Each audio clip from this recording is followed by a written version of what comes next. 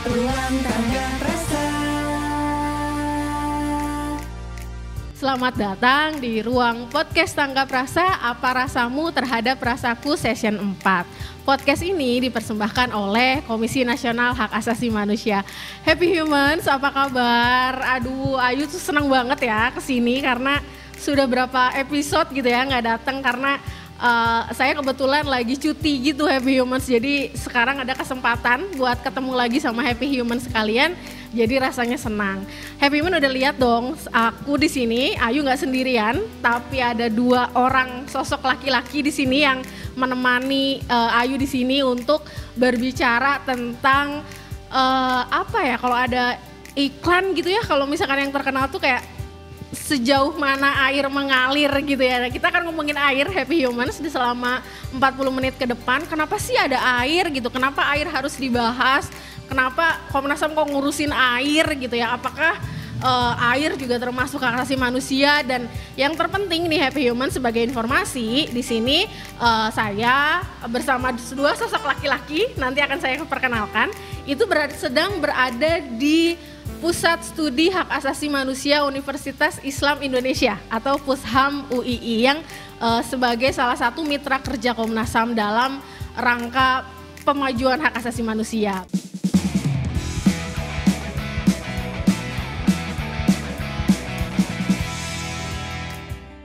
Happy Humans sudah tidak sabar untuk melihat, untuk mengetahui siapa saja kedua sosok laki-laki yang ada di samping saya ya kan.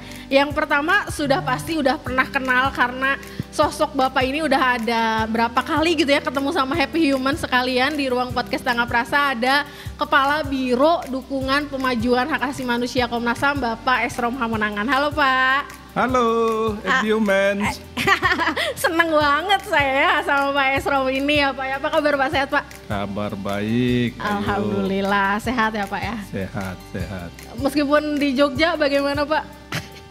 Ya di Jogja Seru menyenangkan karena ketemu teman-teman gitu ya. Meskipun kerja mah tetap aja ya Pak ya? Dari Pusham, Ayu dan semuanya ya. Ya. Oke, terima kasih Pak Esrom. Nanti kita akan berbicara dengan Pak Esrom. Dan yang kedua, sosok laki-laki yang kedua yang ada di ujung sana, ada yang kenal, mungkin masyarakat Jogja nih udah nggak asing sama mukanya gitu ya, sama wajahnya gitu. Ada Mas Heron dari Pusham UII gitu ya. Halo Mas. Halo Happy Human, apa kabar? Baik, semoga Happy Human selalu sehat ya. Semoga selalu happy sesuai doa kami. Nah, Mas Heron ini itu sebagai peneliti atau sebagai sebagai peneliti di Pusham. Sebagai peneliti di Pusham ya, dan itu sudah banyak tulisan-tulisan. Kalau kawan-kawan Happy Humans mencari gitu ya, nama Heron udah ada banyak di Google gitu ya. Google Scholar juga kalau nggak salah nemu saya atas nama Mas Heron gitu ya. Tentu saja tentang gerakan soal hak asasi manusia. Nah, kita akan langsung mulai Happy Humans ke obrolan mengenai air mengalir sampai jauh tuh sampai mana, dan karena kita ada di Jogja konteksnya, ada banyak sekali kalau misalkan Happy Humans coba mencari gitu ya di media, di mesin pencarian begitu tentang ada krisis apa sih di Jogja gitu ya, selain krisis sampah kemarin Mas Heron ya. Itu betul Mbak, ada krisis sampah. Krisis sampah tuh ini banget, sampai ada AI-nya, gambar AI yang bagus banget yang ada yang di Prambanan kemarin ya, itu bagus banget karyanya. Dan ini berkaitan juga dengan hak asasi manusia gitu.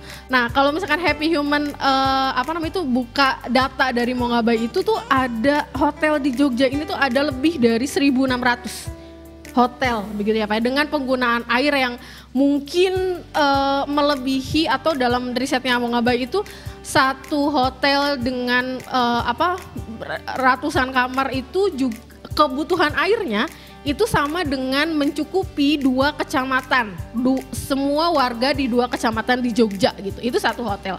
Dan ini ada 1.600 hotel gitu dengan berapa kamar dan yang lain. Dampaknya apa? Dampaknya krisis air. Kemudian juga ada darurat sampah. Nah, seperti apa sih, saya ingin Happy Humans juga mungkin penasaran ya, ke Mas Heron dulu kali ya Pak Esrom ya. Bagaimana sih sesungguhnya Jogja ini dengan darurat air, kemudian kemana sih sesungguhnya air ini mengalir, lalu dampaknya apa terhadap masyarakat Jogja? Silakan Mas Heron. Baik, terima kasih Mbak. Kalau di Jogja memang sejak tahun 2015 itu terutama musim kemarau ya. Musim kemarau itu masyarakat Jogja, kota Jogja, juga Gunung Kidul dan Kulon Progo. Kulon Progo itu di daerah Pegunungan Menoreh itu memang krisis air. Oke. Karena di 3 tempat itu memang air cukup sulit ketika musim kemarau begitu. Dua kabupaten itu ya, atau sampai ke Jogja kota gitu? Kalau kota Jogja ya, kota Jogja juga termasuk termasuk tempat yang selama ini memang musim kemarau airnya berkurang begitu. Oke. Nah, sejauh mana sih Mas dampaknya? Sekrisis apa kemudian? Apa sih yang terdampak dari kalau di hak asasi manusia kan ada prinsip yang ketika satu hak asasi manusianya tidak terpenuhi maka akan berdampak kepada hak yang lain. Nah, apa sih sebenarnya se-urgent apa sih krisis air itu di Jogja? Kalau kita melihat di Jogja, misalnya di kota Jogja itu krisis air itu terjadi sebenarnya di perkampungan-perkampungan padat penduduk ya. Karena kita melihat bahwa di sekitar kampung-kampung itu ada hotel gitu. Nah, ketika air dari sumur-sumur warga itu kering, maka sebenarnya warga kesulitan mengakses air. Kalau air sulit diakses, maka dampak lainnya adalah misalnya juga produksi rumah tangga terganggu begitu, dan juga ekonominya terganggu karena air itu butuh sekali gitu. Termasuk perempuan juga begitu. Jadi air menjadi krusial gitu kalau di Jogja, terutama musim-musim kemarau seperti itu, Mbak. Tapi ada nggak Mas Heron risetnya gitu ya? Apakah mungkin Pusham sudah membuat banyak riset gitu? Nah, terkait air ini ada nggak itu ya? Bukan perubahan tapi kayak sebelum maraknya pembangunan hotel, lalu kemudian juga sekarang yang begitu menjamurnya di mana-mana, dampaknya perbedaannya ada atau enggak gitu? Risetnya apa gitu?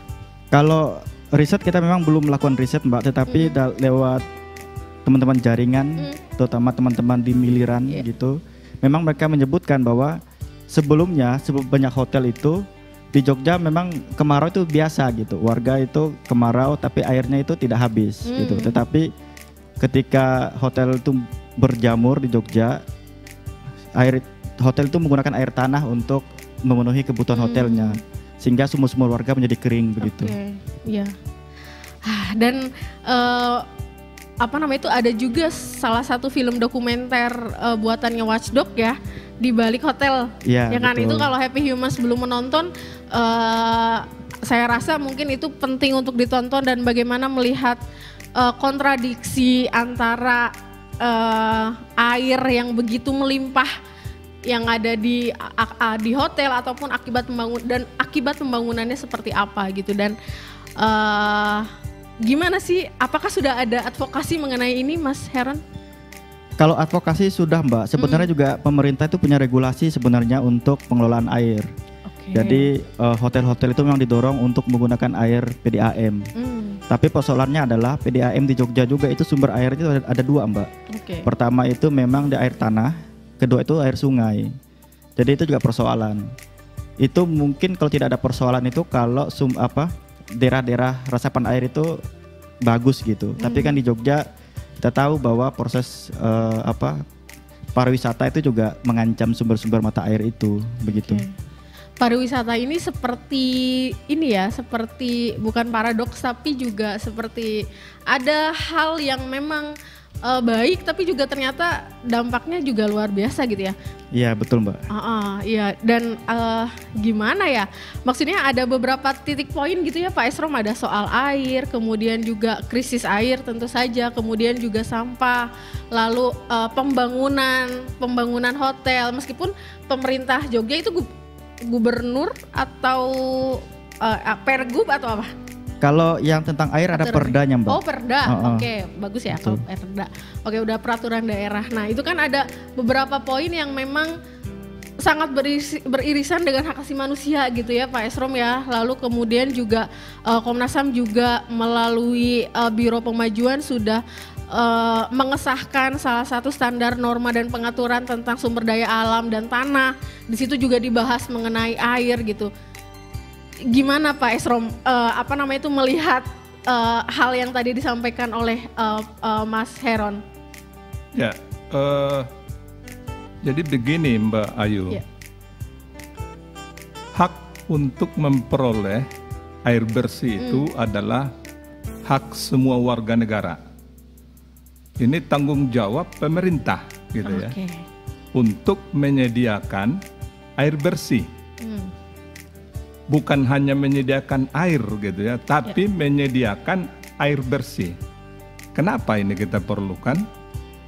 Karena manusia itu hidup harus ada air. Betul. Tubuh kita 80% kalau nggak salah itu Air ya Pak ya? ada air. Kita tidak bisa hidup tanpa air gitu ya. Jadi Mas Eron tadi menyampaikan ada pembangunan yang masif untuk hotel, kemudian untuk kegiatan macam-macam. Seharusnya ini tidak boleh mengganggu ketersediaan air untuk masyarakat, untuk rumah sakit, untuk domestik dan sebagainya. Nah, krisis air saya pikir bukan hanya dalam kuantitas. Nah, itu kan kuantitas. Krisis air bisa juga akibat kualitas. Nah, ini juga bahaya. Ini kalau nggak salah gitu ya, ada nggak datanya itu Mas Eron? Ada sungai di Yogyakarta ini airnya melimpah tetapi kualitasnya jelek.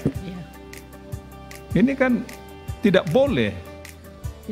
Kalau kualitasnya jelek, manusia ataupun warga Jogja yang mengkonsumsi itu bisa sakit kulit. Ya kan? Bisa mengalami sakit perut, diare, dan penyakit lainnya. Jadi ini sangat kritis, sangat krusial sekali masalah air ini. Nah, Pusham UII udah sangat bagus tadi memberikan advokasi bagaimana pemerintah PDAM gitu ya menyediakan, mengolah air ini supaya bisa dikonsumsi, dinikmati oleh seluruh masyarakat yang ada di Jogja. Nah, kita bisa bayangkan krisis air, apa yang akan terjadi? Tentu banyak dampak yang akan terjadi. Dampak terhadap keselamatan manusia. Dampaknya itu apa? Kalau tidak minum, dehidrasi kan gitu. Kalau dehidrasi, berarti cairan otak nanti akan tersedot kan gitu. Nah, kalau udah sampai titik itu gimana?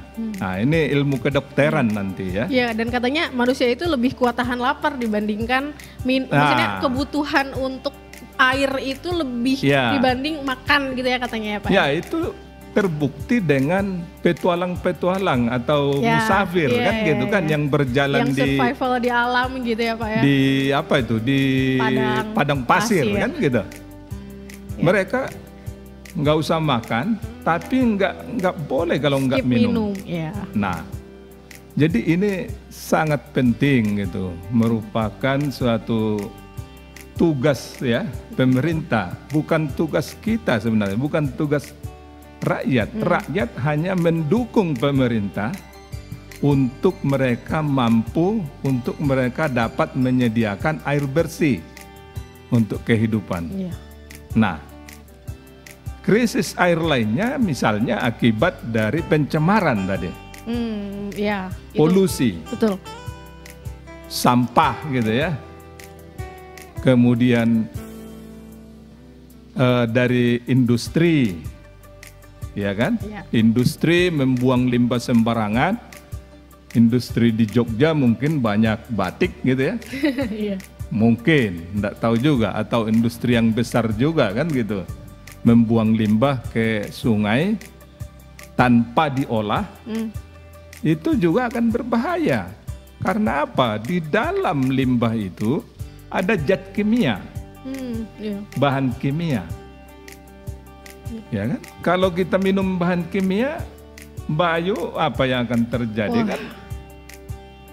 Misalnya siapa itu yang sianida diminum sama orang yang viral itu. Iya. Iya kan? Ramai itu Pak itunya. Nah, di air limbah itu ada sianida. Iya. Gitu kira-kira. Di air limbah itu ada sianida. Kalau industrinya itu mengenai logam yang menggunakan sianida, pasti ada limbahnya. Itu harus dicek gitu, dites, diteliti dan diolah sebelum air limbah dibuang ke sungai atau ke badan air kan gitu kira-kira. Ya, Happy Humans, Pak Esrom ini juga expert di bidang lingkungan, kemudian juga disertasinya tentang karbon ya Pak ya? Atau sampah atau apa gitu. Pasti sangat paham gitu mengenai ini soal limbah dan yang lain. Saya meneliti banyak terkait dengan air sungai, kemudian dengan polusi udara, iya betul, lingkungan. Kemudian terkait dengan logam berat di dalam tubuh manusia, nah, itu ada. Ya, menarik. Tadi ada dua poin penting yang disampaikan oleh Pak Esrom soal yang air bersih, bukan hanya sekedar air tapi juga air bersih dengan kualitas yang memang tidak tercemar dengan limbah ataupun dengan zat-zat yang lain gitu. Dan yang menarik adalah yang harus menyediakan dan harus memberikan akses itu adalah negara gitu ya, Happy Humans. Nah, sekarang pada kenyataannya adalah air ini menjadi dikomodifikasi, diprivatisasi gitu ya, menjadi privatisasi air gitu ya, istilahnya kayak gitu. Nah, Mas Heron ada nggak yang menarik mengenai ini atau nggak yang perlu diketahui oleh Happy Humans terkait kok jadinya tuh saya juga mengakses air bersih gitu ya Happy Humans ya dengan membeli gitu, bukan disediakan oleh negara gitu, tapi dan air menjadi satu komoditas gitu. Yang menang siapa? Yang menang yang punya pabrik itu misalkan gitu. Nah, Mas Heron ada catatan penting mengenai ini nggak? Ya baik, terima kasih Mbak. Kalau kebetulan misalnya musim kemarau itu memang warga yang airnya tuh sumurnya kering, mereka beli air Mbak. Beli air langganan dari PDAM gitu. Itu juga terjadi di Gunung Kidul dan di Kulon Progo. Jadi mereka beli satu tangki gitu untuk berapa hari gitu. Dan itu terus berulang setiap tahun sampai hari ini Mbak. Sampai setiap tahun musim kemarau pasti warga di Gunung Kidul, di Kota Jogja, di perumahan-perumahan yang kampung itu, lalu juga di Kulon Progo, di Pegunungan Menoreh itu mereka membeli air untuk memenuhi kebutuhan mereka begitu.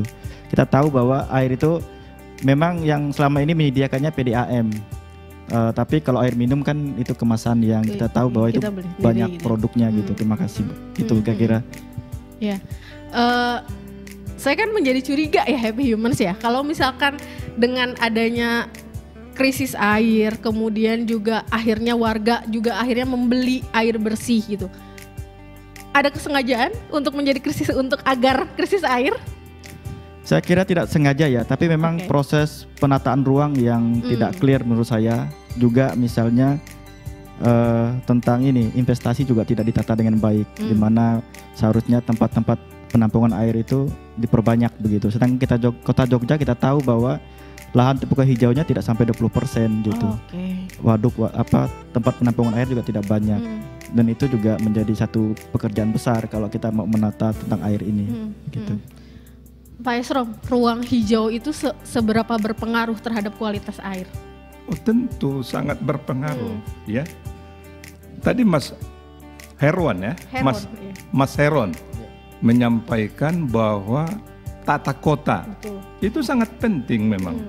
Urban planning kan, perencanaan kota. Karena apa? Jangan sampai terjadi seperti yang tadi, bahwa misalnya hotel karena tidak cukup sumber airnya dari PDAM, dia membuat sumur yang dalam sekali itu. Nah, ini otomatis kan akan menyedot semua air yang ada di wilayah itu kan, di daerah itu, sehingga masyarakat tadi jadi sumurnya kering. Apalagi musim hujan kan gitu. Jadi ini harus diperbaiki, harus dibuat izinnya. Mungkin di Jogja sudah ada ya sumur dalam itu. itu harus ada penataan, harus ada pengaturan dari pemerintah. Nah, kembali ke yang hijau, ruang hijau kan, ruang terbuka hijau. Ya tentu, karena ruang terbuka hijau tentu itu ditumbuhi oleh tanaman. Tanaman ini kan bisa menyimpan air. Pohon ini kalau tanam, hujan datang, dia kan akan menahan air di tanah itu, karena dia mempunyai akar kan gitu. Termasuk itu daun, dia itu akan menjadi menggemburkan tanah nanti kan kalau dia jatuh ke tanah itu. Ruang terbuka hijau kalau nggak salah itu ada aturannya di urban planning itu sekitar kalau di 20% ya kalau nggak salah 20 sampai 30% dari luas wilayah kota itu. Harus ada ruang hijau, ya, ruang terbuka makanya, hijau. Kalau di Jakarta itu ada kan dibangun Airpatra gitu. Nah itu dibangun selain untuk tempat anak-anak bermain, main bola dan seterusnya, ini penting untuk menjadi resapan air kan gitu. Nah, yang penting sebenarnya adalah tata kelola, gitu ya, tata kelola. Tadi Mbak Ayu menanyakan, pemerintah harus menyediakan air gitu ya, tetapi rakyat membayar. Iya memang harus membayar. Membayar karena apa? PDAM mengolah air dari sumbernya itu untuk layak dikonsumsi, diminum, itu kan menggunakan teknologi. Menggunakan alat, bahan yang yang harus ada cost yang harus digunakan. Dalam hal ini kan pemerintah menganggarkan kan gitu melalui PDAM ini kan. Nah ini mau tak mau kan harus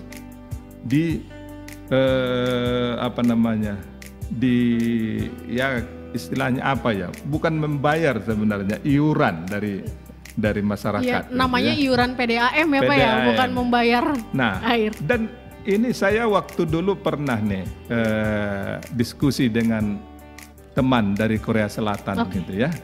Mereka untuk memperbaiki, untuk membuat kualitas sungai itu menjadi baik, yaitu pemerintah kotanya itu menambahkan, jadi investasi dulu ya dari swasta kah atau dari APBN-nya kah gitu kan, ini ditambahkan nanti ke iuran masyarakat sehingga masyarakat itu tidak merasakan secara besar langsung. Sungai ini menjadi bagus. Tampakannya sangat indah, airnya bersih, dipakai oleh sumber pumpnya mereka untuk dipakai ke masyarakat. Nah, itu masyarakat itu secara tidak langsung ikut membantu pemerintah untuk membuat ini bagus. Nah, ini di Tangerang sebenarnya. Di Tangerang, Sungai Cisadane udah dicoba seperti itu, tapi saya tidak tahu kenapa tidak bisa berjalan dengan baik. Ya kira-kira gitu Mbak Ayu. Ya, menarik sebenarnya karena memang jadinya tuh terkait dengan segala hal ya Happy Humans ya, yang bermula dari air gitu. Yang dipengaruhi oleh pembangunan kota, rencana tata letak kota, lalu kemudian juga ruang terbuka hijau, kemudian juga sampah dan limbah dan yang lain-lain gitu. Saya tambahin sedikit lagi ya. Boleh Pak. Di samping itu perubahan iklim, jangan salah nih, perubahan iklim. Perubahan iklim akan mempengaruhi terhadap kesediaan air. Itu akan menyebabkan krisis air. Dan ini prediksi ya daripada ilmuwan nih. Nanti negara dengan suatu negara bukan lagi berperang karena wilayah, tapi berperang karena mencari sumber air bersih. Sumber air bersih, aduh. Nah, itu akan terjadi jika perubahan iklim yang akibat dari sampah yang masyarakat dan kita belum patuh untuk membuang sampah dengan baik dan benar, memilahnya supaya bisa diolah, ini akan berdampak ke sana, perubahan iklim. Nah, ini akan dahsyat sekali sebenarnya. Ya, hidup kita sekali. di dunia ini tergantung kita. Sekarang. Dan ini harus kita persiapkan, Mas Eron ya, untuk generasi berikutnya, anak kita, cucu kita, harus kita persiapkan. Gitu. Betul, kalau betul. enggak punah kan gitu. Nah, kita bersuara dari hak memperoleh lingkungan hidup yang baik dan sehat, hak untuk memperoleh air. Saya pikir ini harus didengar. Betul. Oleh presiden mendatang kan gitu. Nah, ada forum-forumnya nggak sih Pak membahas air bersih ini? Oh, itu banyak. Sudah banyak. Banyak. Ya? Oke. Nah, banyak forumnya, forum internasional, waste water management, gitu. Ya. Efek to climate change itu ada. Nah, dan undang-undangnya juga sebenarnya sudah ada, undang-undang sumber daya air itu di PUPR kan, di Kementerian Pekerjaan Umum Perumahan Rakyat. Sebenarnya sudah lengkap secara undang-undang. Secara instrumen tuh sebenarnya udah ada sudah gitu lengkap. Secara teknologi sudah bisa. Sudah mampu negara ini mengelola air bersih. Sudah mampu. Yang menjadi masalah adalah apanya kan itu. Iya. Nah, itu menjadi PR banget ya. Dari semuanya kan. PR banget, betul. Saya akan kembali ke Mas Heron nih, Happy Humans. Sumber daya air ada, instrumen ada, lengkap gitu ya negara untuk membuat bagaimana air bersih bisa diakses, lalu kemudian juga aparat juga seharusnya ada ya, karena memang undang-undangnya aja udah ada, berarti ada banyak, salah satunya mungkin Pak Esrom yang expert gitu ya, yang yang ahli terkait seperti ini. Ada nggak? Tapi di sisi lain adalah tadi kita berbicara soal privatisasi air, soal komodifikasi air yang mungkin hanya dikelola atau dimiliki oleh sebagian kecil dari warga negara Indonesia gitu ya, nggak semua gitu. Nah, apakah terjadi monopoli terhadap air bersih sehingga air itu nggak mengalir ke semua warga negara, tapi mengalirnya ke hotel-hotel besar, mengalirnya ke industri-industri gitu? Ada nggak seperti itu, Mas Heron? Kalau kita ngomongin tentang air untuk warga negara, sebenarnya Jogja itu ada 3 tempat yang harus dikonservasi, Mbak. Oke. Yang pertama itu adalah kawasan Merapi. Kawasan Merapi itu memang di lereng Merapi kan itu kan pohon-pohon semua itu, dan itu memang harus dikonservasi karena sumber air dari sana, itu yang pertama. Yang kedua itu kawasan Pantai Selatan, Pegunungan Seribu. Kawasan itu adalah juga karena kars itu dia menyimpan air di dalam tanah. Kars itu yang membuat Bantul ini sampai hari ini itu airnya tidak pernah habis gitu. Dan yang ketiga adalah tadi ruang terbuka hijau yang diperbanyak. Kalau 3 kerjaan itu dilakukan, maka tidak ada yang namanya privatisasi air, Mbak. Karena apa? Karena air bersihnya cukup. Yang kedua itu aksesnya ada. Dan yang ketiga itu, kalaupun ada perusahaan yang mau memprivatisasi, itu warga bisa melakukan counter dengan cara mengelola sendiri. Dengan kalau airnya bersih dia bisa merebus airnya untuk diminum gitu. Dan itu memang seharusnya dikerjakan oleh pemerintah ya. Warga dalam banyak kapasitas, dalam banyak kesempatan memang mendorong itu konservasi di 3 wilayah itu gitu. Tetapi nampaknya yang paling terancam itu sebenarnya kawasan Kars Pegunungan Seribu. Karena Kars itu dia masuk dalam kawasan lindung geologi. Itu di daerah Bantul. Kars itu Gunung Kidul, Mbak. Jadi Gunung Kidul. Kars itu pantai selatan, seluruh pantai selatan Jogja Gunung Kidul. Karena di sana sudah mulai banyak diberi investasi untuk hotel, untuk resort, dan karena pantai selatan bagus sekali. Jadi pemaprasan Kars itu juga mempengaruhi daya dukungnya yang berkurang begitu. Dan kalau dia berkurang daya dukungnya, maka ke depan daerah Bantul sini kemungkinan akan ada kekurangan air begitu. Sedih ya Pak ya kalau misalkan beneran tadi disampaikan sama Bapak, misalkan yang jadi rebutan bukan tanah lagi, guys, bukan Happy Humans gitu ya. Happy Humans bukan tanah lagi, bukan wilayah lagi, tapi air bersih gitu. Membayangkannya aja udah takut gitu ya. Apa sih yang harus dilakukan sama negara, Pak? ini kok kita punya instrumennya, punya sumber dayanya gitu. Kenapa ya Pak ya? Jadi banyak kenapanya gitu. Iya, Mas Eron tadi sudah menyampaikan kalau untuk Yogyakarta ada 3 yang harus konservasi. Konservasi ini artinya disimpan, conserve gitu kan. Itu nggak boleh diapa-apain kan gitu artinya. Nah, jangan sampai karena invisible hand gitu ya, tangan yang tidak terlihat, gitu ya. Kekuatan yang sangat kuat, semua dihalalkan dengan segala cara. Itu yang menjadi jagaan dari Mas Eron ini sebagai Pusham ya, pusat studi hukum dan hak asasi. Hak asasi manusia di Jogja ini harus dipenuhi semua nih oleh pemerintahnya, dijaga gitu ya. Pusham menjaga ya Pak ya. Jadi kalau secara nasional kita sebenarnya tidak kekurangan air, tidak kekurangan air. Hutan di Kalimantan itu masih banyak, di Papua masih banyak, di Sumatera masih banyak, di Jawa ada Isadane, ada Ciliung, ada Kalibrantas, Bengawan Solo, itu banyak melimpah air. Sumber tuh banyak gitu ya Pak? Melimpah. Sekarang masalahnya adalah bagaimana mengelola, bagaimana menyadarkan kita semua, bukan hanya masyarakat saya pikir, menyadarkan supaya apa? Supaya tidak membuang sampah sembarangan.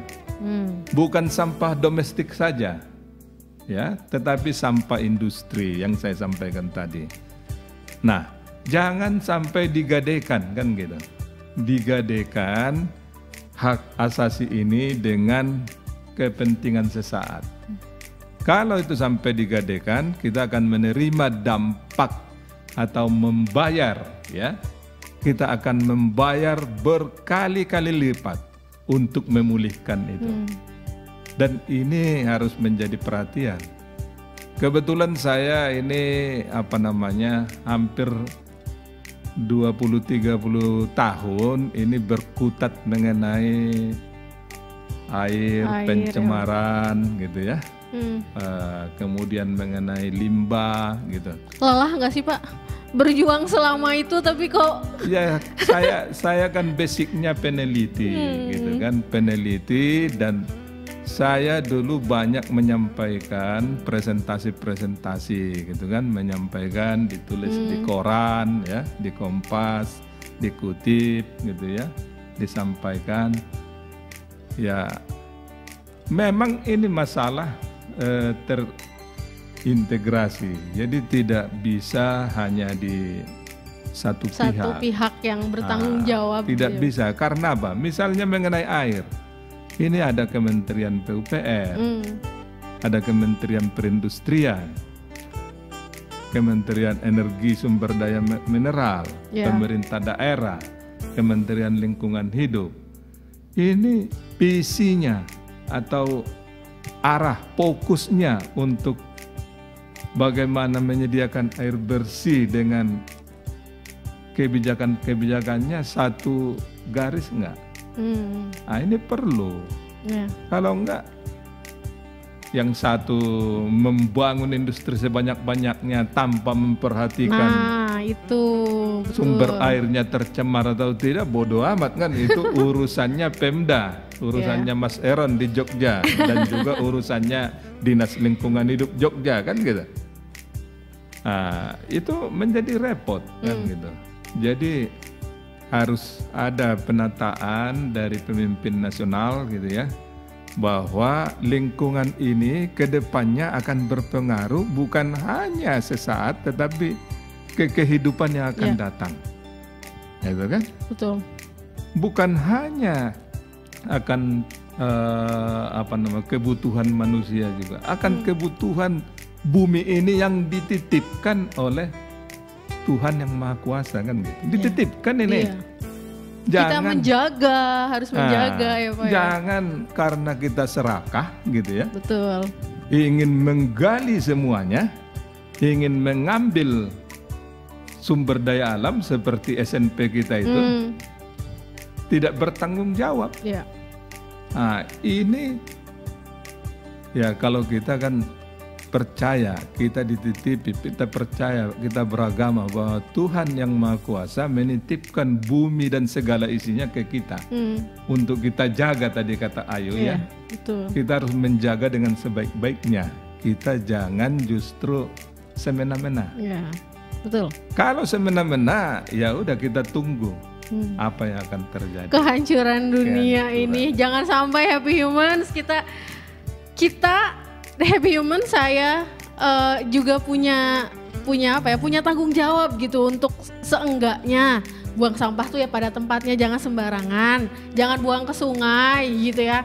Kemarin tuh viral tuh Pak yang mobil yang buang sampah seenaknya banget pas mudik, dilempar aja dari luar mobil, dalam mobil dilempar ke sungai gitu kan. Itu kan juga berpengaruh terhadap nanti air bersih ya Pak ya. Ini tugasnya Mbak Ayu. Diklu, pendidikan dan penyuluhan. Iya kan?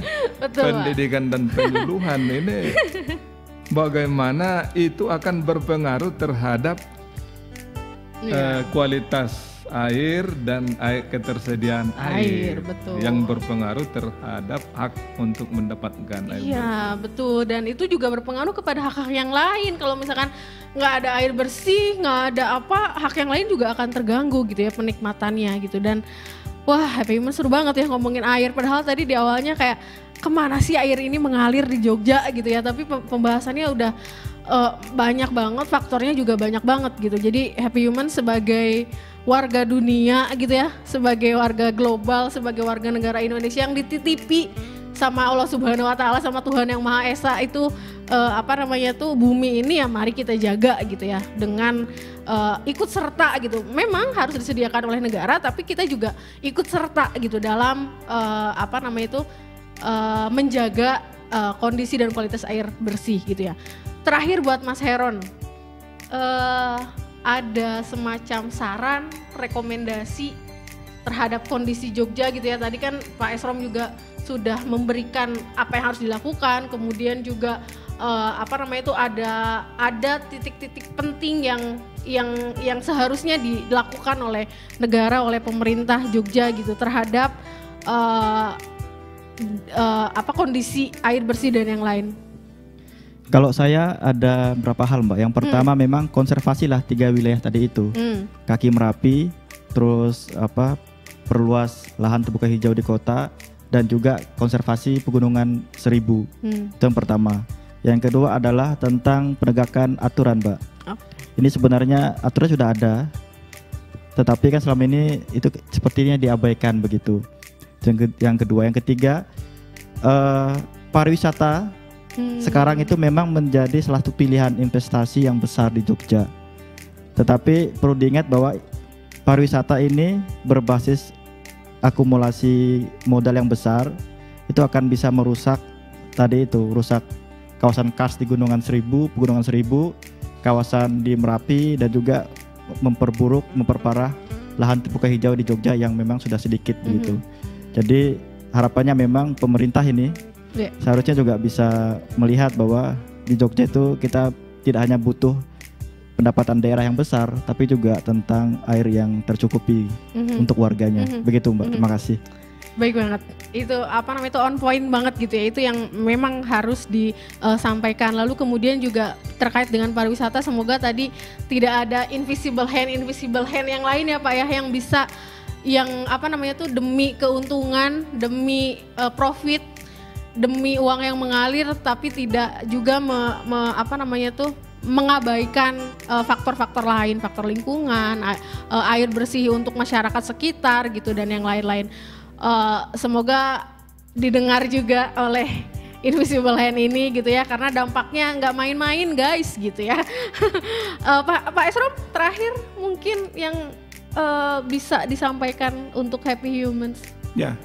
Happy Humans, terima kasih sudah menonton ini. Hari Bumi artinya seluruh dunia harus bertanggung jawab untuk keberlanjutan, sustainability dari kehidupan di bumi ini.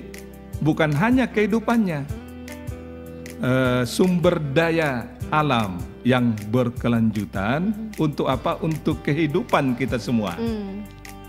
Tidak bisa hidup tanpa air. Ya, betul. Tidak bisa hidup tanpa minum. Tadi di awal kita sampaikan musafir yang berjalan di padang pasir bisa bertahan dengan minum sampai berminggu-minggu tanpa makan akan meninggal dunia. Itu yang bisa. Jadi mari semuanya, ini sangat penting, bukan saatnya lagi hanya omon-omon gitu ya. Tapi aksi nyata yang perlu kita lakukan. Mudah-mudahan pemerintah ke depan memperhatikan semuanya ini, dan bukan hanya untuk meningkatkan tadi apa yang disampaikan Mas Heron, peningkatan income, profit tanpa memperhatikan dampak. Nah, ini sangat berbahaya sekali. Kalau kita punya inovasi yang baik, saya pikir income akan meningkat, semua akan terjaga. Dan itu kita punyai. Ilmuwan kita sudah nggak kalah dengan ilmuwan-ilmuwan yang ada di luar negeri, baik dari pengelolaan sumber daya air, pengelolaan pencemaran, sampah, dan lain sebagainya. Jadi ini mari kita suarakan. Demikian Bu Ayu. Terus suarakan ya Pak ya. Pak Esrom mengambil bahan saya nih penutupnya nih. Jadi saya mikir lagi nih mau apa gitu. Tadinya saya mau ngomong itu juga gitu. Dan 22 April itu selalu hadir setiap tahun gitu. Seenggaknya itu selalu menjadi pengingat kita setiap tahun bahwa air itu perlu mengalir kepada semua warga negara Indonesia, terutama ini di konteksnya adalah konteks Jogja gitu. Tidak hanya kepada invisible hand, the big others yang berada di luar sana gitu ya, tapi juga kepada kita semua gitu. Dan semoga kehadiran Mas Heron, Pak Esrom tidak mengenal lelah untuk terus berbicara dan menyuarakan tentang air bersih, tentang hak asasi manusia gitu. Karena perlu ada Pak Esrom yang lain gitu ya. Ini juga Pak Esrom kan udah 30 tahun, semoga tidak pernah lelah gitu ya Pak ya. Dan semoga akan melahirkan Pak Esrom baru, Mas Heron juga akan berlipat ganda gitu. Dan kita semua akan satu suara untuk ketersediaan air bersih. Karena apa? Karena sudah jelas banget Happy Humans tadi disampaikan oleh Pak Esrom, oleh Mas Heron, bahwa negara tuh punya kewajiban untuk menyediakan akses, memudahkan akses, kemudian juga soal ketersediaan, soal kualitas tadi yang disampaikan oleh Pak Esrom, tidak hanya air tapi juga kualitasnya seperti apa gitu. Dan kalau dalam isu konteks hak asasi manusia kan ada accessibility, availability, quality-nya seperti apa, dan prinsip-prinsip HAM-nya juga menjadi poin pertimbangan dalam pembangunan daerah, dalam tata ruang kota dan yang lain-lain. Saya rasa itu Pak Esrom dan Mas Heron, terima kasih banyak untuk obrolan 40 menit ini, sangat seru sekali. Saya sangat happy banget, Happy Human, dengan Pak Esrom dan Mas Heron. Kita akan berjumpa lagi dengan Pak Esrom, dan mudah-mudahan Mas Heron kita juga nggak ketemu hari ini aja ya. Semoga kita akan bertemu lagi di kesempatan-kesempatan lain. Terima kasih Pak Esrom dan Mas Heron.